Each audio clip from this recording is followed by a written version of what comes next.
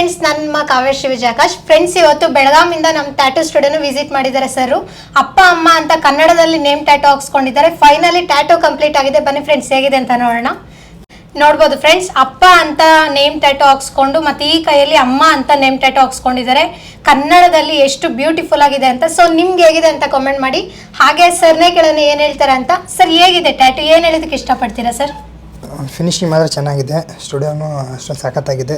ನನಗೆ ಮಾತ್ರ ಫುಲ್ ಖುಷಿಯಾಗಿ ಅನ್ನಿಸ್ತು. Thank you sir.